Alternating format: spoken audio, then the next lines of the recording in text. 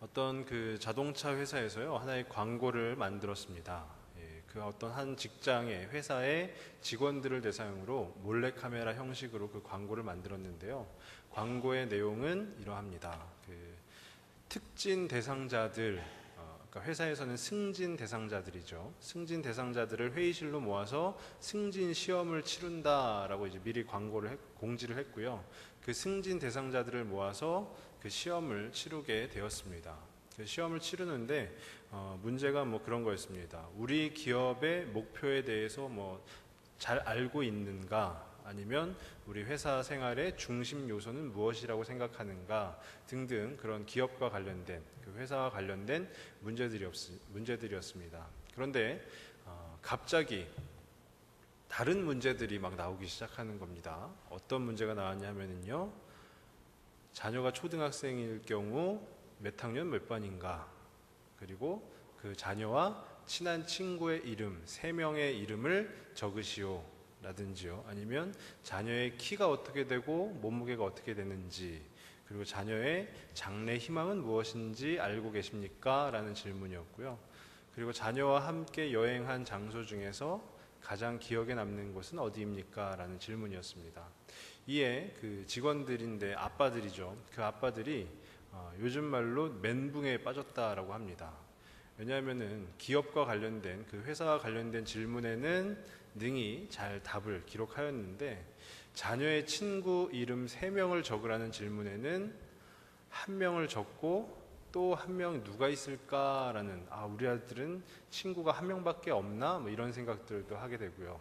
또 자녀의 장래 희망에는 잘 모르지만서도 시험은 봐야 되겠거니에 대통령 이렇게 적고요. 그래서 그 시험이 끝난 이후에 결과를 이렇게 발표하였는데요.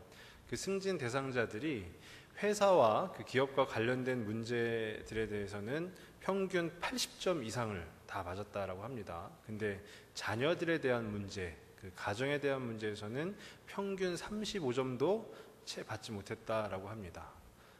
어떻게 보면 참 씁쓸한 이야기가 아닐 수 없습니다. 근데 그만큼 우리가 아는 것이, 또 특히나 우리가 같은 가정이라는 울타리 안에서 살아가면서 아는 것이 중요하다라는 그런 생각이 듭니다. 저는 그 광고를 이렇게 보면서요, 저도 한번 생각을 해봤습니다. 내 자녀와 친한 친구의 이름 3명, 저도 한두 명밖에 기억이 나지 않더라고요. 그리고 내 자녀의 장래 희망, 아직 뭐 5살이기 때문에 장래 희망을 부모가 정해주면 되지 않겠습니까? 그래서 저는 목사 이렇게 적었습니다. 근데 아는 것, 저 또한 저희 자녀에 대해서 잘 모르듯이 아마 위로는 하나님에 대해서 잘 알고 있는가라는 그런 생각이 들었습니다. 그래서 오늘 함께 나눌 말씀의 제목을요, 하나님을 아는 것이라고 정해보았습니다. 두말하면 잔소리겠죠. 하나님을 아는 것이 너무나도 중요합니다. 너무나도 중요하고요. 그 하나님이 어떤 분이신가에 대해서 아는 것도 중요하지만, 하나님이 날마다 나를, 그리고 우리 가정을, 우리 교회를 어떻게 인도하고 계시는가에 대해서 아는 것도 굉장히 중요합니다. 근데 하나님에 대해서 알아갈 때에 어떻게 알 수가 있을까요? 우리가 다른 어떤 사람을, 그 사람에 대해서 알려 한다면, 저 사람에 대해서 알고 싶다라고 해서 한다면 우리는 연락을 하고 또 만나서 대화를 나눔으로써 알 수 있을 것입니다. 그 대화가 가장 보편적으로 우리는 기도라고 생각을 합니다. 하나님과의 대화가 기도라고 생각을 합니다. 근데 그 기도라고 어떤 하나에 국한시키기보다는 저는 오늘 예배에 대해서 한번 생각을 해보기를 원합니다. 그러니까 예배라는 것이요, 지금 저희가 드리고 있는 이런 수요예배처럼 공예배만이 포함되는 것이 아니고요, 우리 각자가 매일매일의 그 삶 가운데에서 하나님과 교제를 나누는 것 또한 예배에 포함시켜서 그 예배를 어떻게 드려야 하는가, 그리고 그 진정한 예배를 어떻게 하면 드릴 수 있을까? 그냥 설렁설렁 드리는 예배가 아니고요. 형식적으로 드리는 예배가 아니라 정말 참된 그 예배를 어떻게 드릴 수 있을까에 대해서 한번 생각해 보기를 원합니다. 먼저 오늘 본문은요, 호세아는 북이스라엘의 선지자입니다. 그리고 하나님으로부터 백성들이 멀어졌는데 그 멀어진 백성들을 다시금 하나님께로 돌리고자 무던히 애를 쓰면서 사역을 한 선지자입니다. 그러니까 오늘 본문을 통해서는 어떻게 하나님께로 돌아갈 수 있을지, 그리고 어떻게 하나님을 알아갈 수 있을지에 대해서 오늘 말씀 가운데 잘 나와 있는 것 같습니다. 근데 오늘 본문 중에 앞절에 해당하는 1절에서 3절을 해석하는 데에는 여러 성경학자들의 의견이 분분합니다. 근데 그 1절에서 3절을 어떻게 볼 것이냐에 따라서 말씀이 조금 다르게 와 닿을 수가 있는데요. 저는 오늘 이 1절에서 3절을 문맥의 흐름에 비추어 봐서 호세아 선지자가 이스라엘 백성들에게 강하게 권면하는 것이다 라고 그 전제를 하고 오늘 말씀을 한번 살펴보도록 하겠습니다. 호세아 선지자가 이스라엘 백성들에게 강하게 권면하고 있는 것입니다. 하나님으로부터 멀어진 그 백성들에게 오라 우리가 여호와께로 돌아가자, 그리고 그 여호와를 힘써 알자라고 권면하는 것입니다.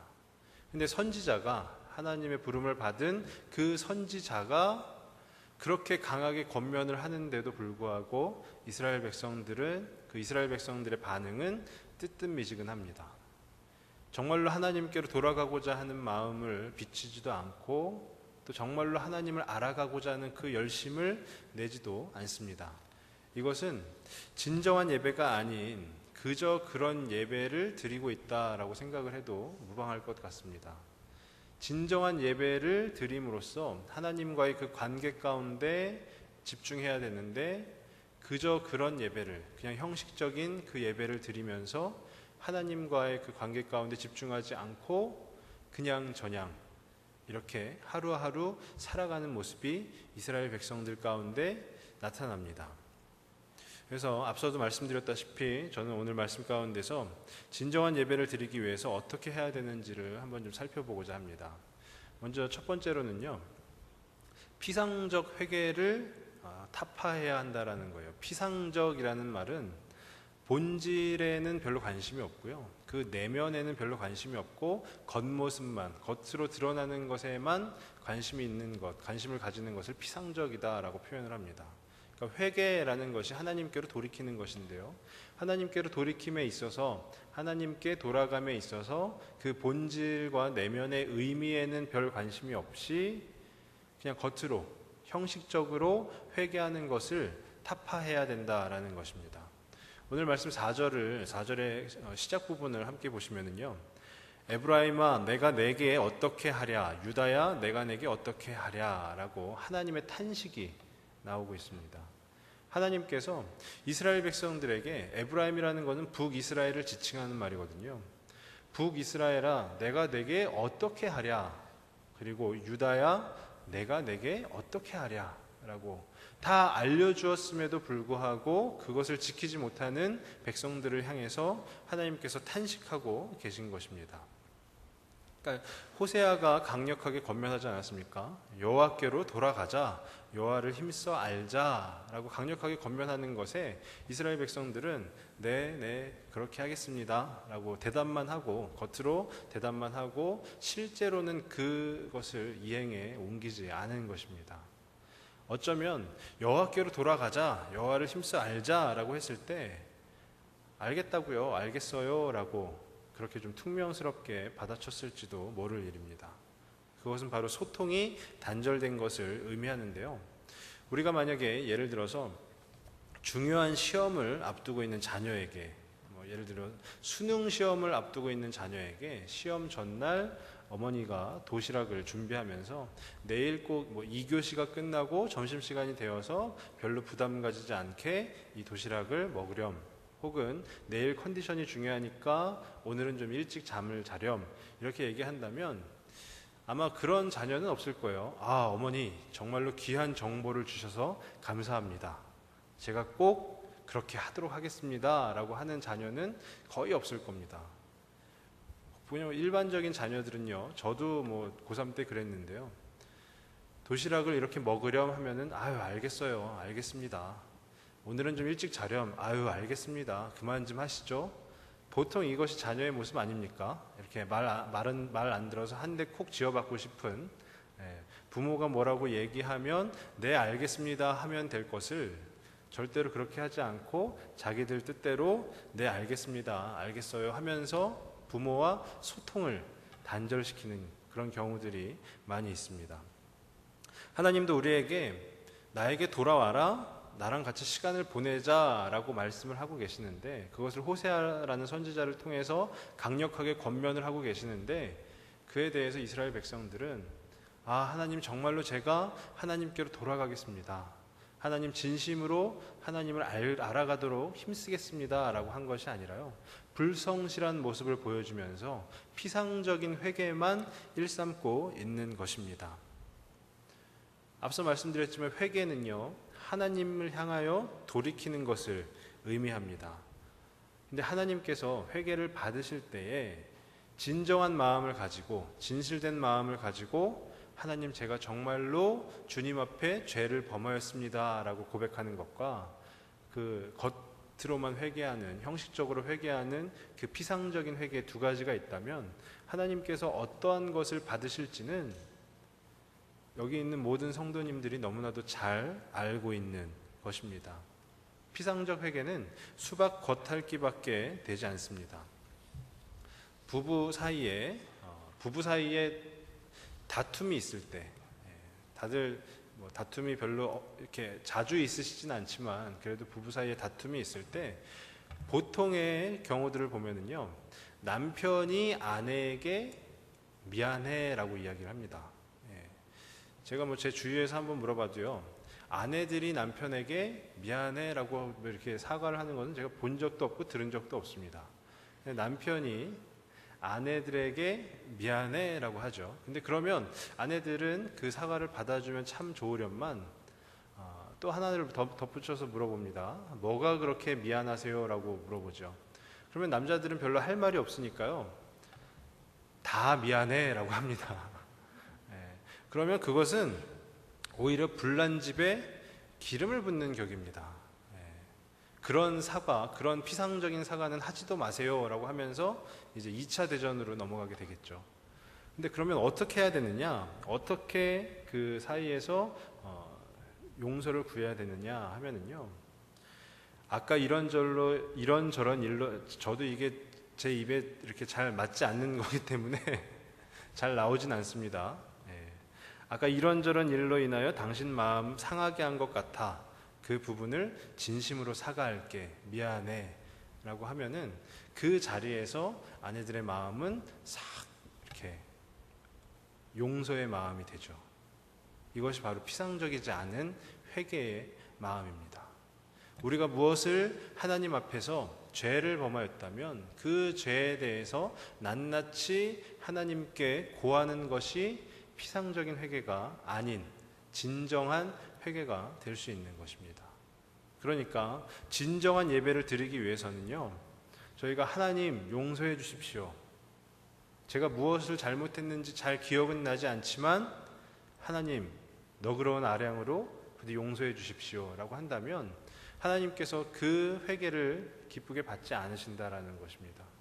하나님께서 기쁘게 받으시는, 하나님께서 정말로 우리들의 마음 가운데에서 받으시는 그 회개는요, 하나님 제가 이래저래해서 죄송하고요, 이래저래해서 죄를 범하였고요, 제가 이래저래해서 하나님을 멀리 떠나 있었고요, 근데 다시금 하나님을 향하여 나아가겠습니다 라는 그 고백이 있을 때, 우리 호세아 선지자가 이스라엘 백성들을 향해서 여호와께로 돌아오라, 진정한 마음으로 돌아오라, 그리고 그 여호와를 힘써 알라라고 했던 것처럼 그 진정성을 가지고 회개함으로 나아간다면 그 하나님께서는 어떻게 해 주시는가 하면은요, 오늘 말씀 1절에 나와 있는데요, 여호와께서 우리를 찢으셨으나 도로 낮게 하실 것이요 우리를 치셨으나 싸매어 주실 것임이라 라고 되어 있습니다.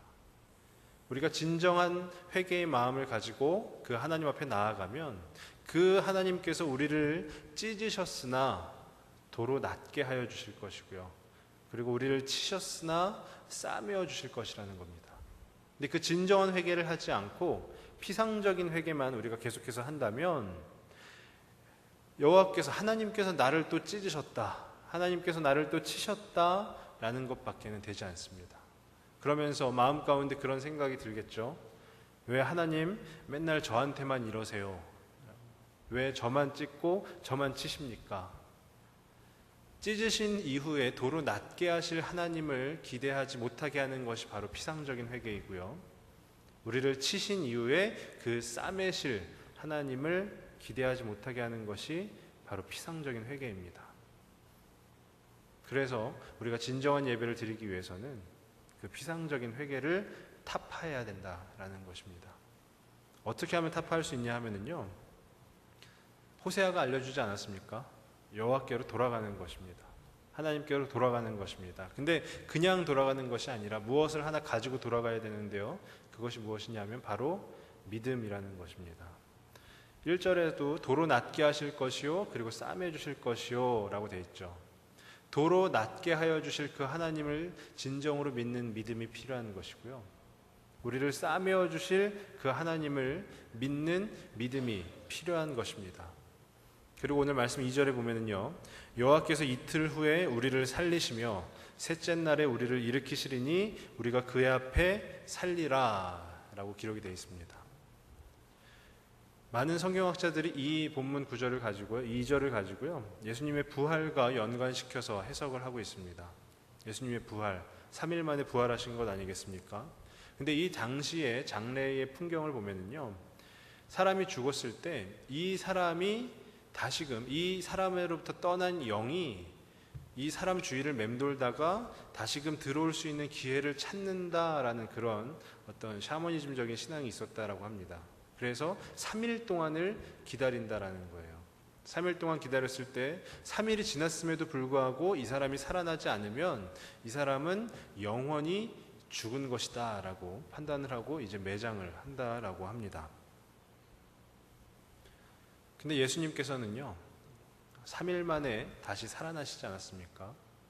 그리고 예수님께서는 죽은 자도 살리시지 않았습니까?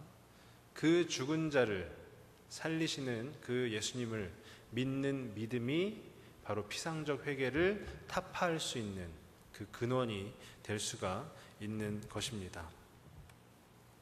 그러니까요, 예배를 드릴 때, 어떻게 이 예배들을 드리러 나아올 때 이 예배 가운데서 그냥 오늘 수요일이니까 예배를 드려야지 라고 할 것이 아니라, 예배를 드리러 나올 때 내가 오늘 하나님을 만난다라는 그 믿음, 그리고 이 예배 가운데서 내가 하나님과 함께 참된 안식을 누린다라는 그 믿음, 그리고 하나님이 주시는 그 은혜를 귀하게 내가 누리겠다라는 그 믿음이 우리 가운데 일어난다면, 그 믿음으로써 이 예배에 나와서 그 예배를 하나님께 올려드린다면, 이것은 비단 이런 공예배에만 국한되는 것은 아니고요, 우리가 매일매일 삶 가운데에서 하나님과 교제하는 그 모든 시간 가운데서 하나님이 내 기도를 들어주신다라는 그 믿음, 그리고 하나님이 나에게 귀한 은혜의 삶을 허락해 주신다라는 그 믿음이 있다면, 우리는 피상적인 회개를 타파하고 온전히 진정한 회개를 우리 하나님께 드림으로써 하나님께서 주시는 그 회복의 은혜를 누리게 될 줄로 믿습니다. 그래서 온전히 저와 우리 성도님들이 피상적인 모습, 우리가 예배를 드림에 있어서 피상적인 모습이 있다면 그것들을 다 타파할 수 있기를 바라고요. 그리고 그 타파함 가운데 우리의 믿음으로써, 그 믿음이 이기네, 주 예수를 믿는 믿음이 이기네 라는 찬양의 가사처럼 우리가 믿음으로써 날마다 승리할 수 있는 우리 성도님들 다 되시기를 간절히 소망합니다. 그런가 하면은요, 두 번째로 우리가 진정한 예배를 드리기 위해서 필요한 것은요, 끊임없는 두드림이 있어야 한다라는 것입니다. 끊임없는, 쉬지 않는 두드림이 있어야 된다라는 것입니다. 오늘 말씀 4절 뒷부분에 보면은요, 너희의 인애가 아침 구름이나 쉬 없어지는 이슬 같도다 라고 하나님께서 말씀하십니다. 너희의 인애가 아침 구름이나 쉬 없어지는 이슬 같도다. 아침 구름은 아침에 쌓이는 안개를 말하는 것이고요. 그리고 이슬은 아침에 쌓이는 이슬을 말하는 것입니다. 물론 매일매일 아침마다 안개가 쌓이고 이슬이 쌓이겠지만 여기서 하나님께서 말씀하시는 것은 단발적인다라고 이야기를 하는 거거든요. 단발적인 의미를 가지고 말씀을 하시는 것입니다. 그러니까 아침 안개와 그 이슬은 시간적으로 봤을 때 오전만 지나가면은 그 흔적도 없이 사라집니다. 흔적도 없이 사라지기 때문에 우리의 인애가, 하나님께서 이스라엘 백성을 보셨을 때 너희의 인애가 그렇게 짧다라는 거예요. 정말로 진정성 있게 하나님 앞에 나와서 그 하나님 앞에 끊임없이 하나님을 두드려야 되는데 그렇지 못하고 너무나도 짧다라는 것이죠. 단발적이다라는 것입니다.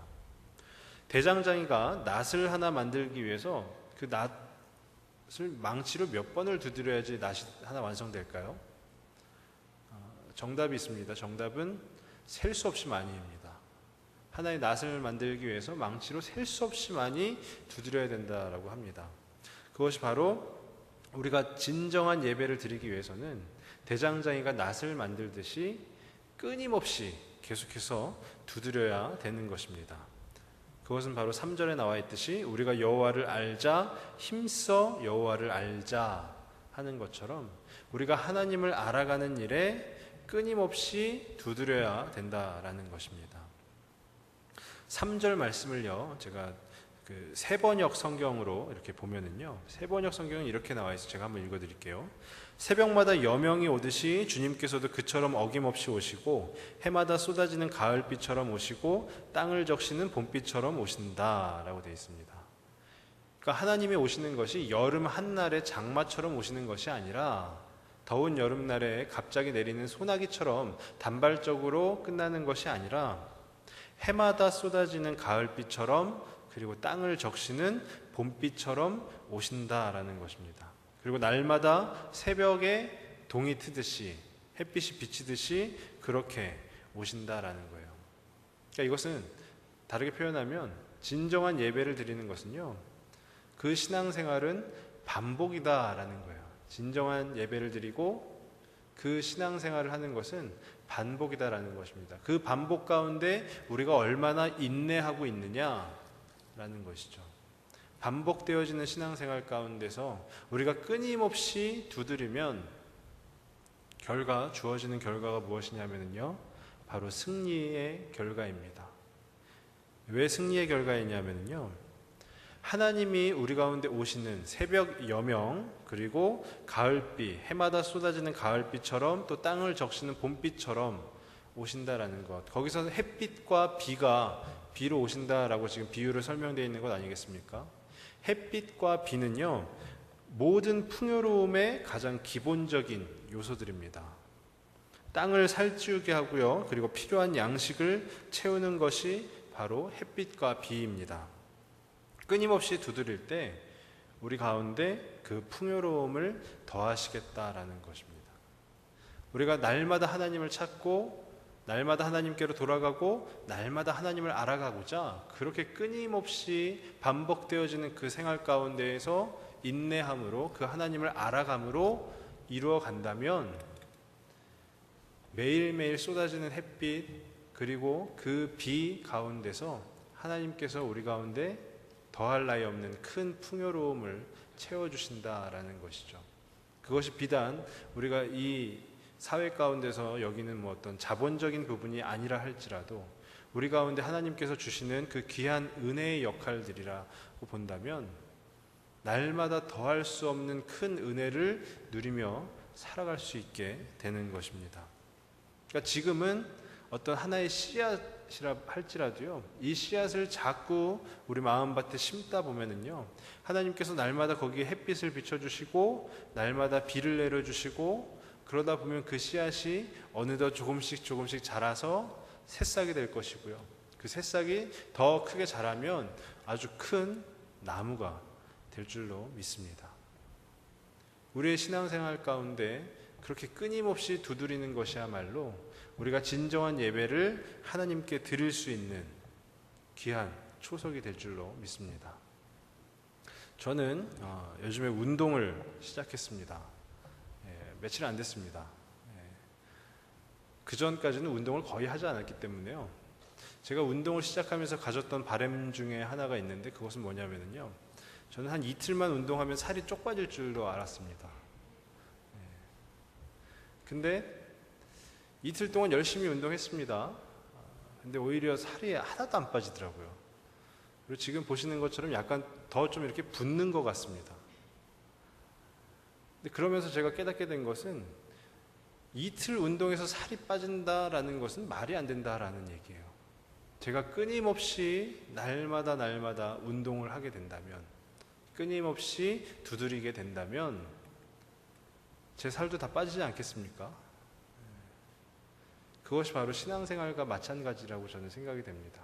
우리가 날마다 쉬지 않고 멈추지 않고 그렇게 하나님 앞에 나아가고 그리고 그 하나님을 알아가고자 노력하게 된다면 우리는 하나님을 아는 사람들이, 하나님이 어떻게 이 세상 가운데 행하시는지를 다 알 수 있는 자들이 될 줄로 믿습니다.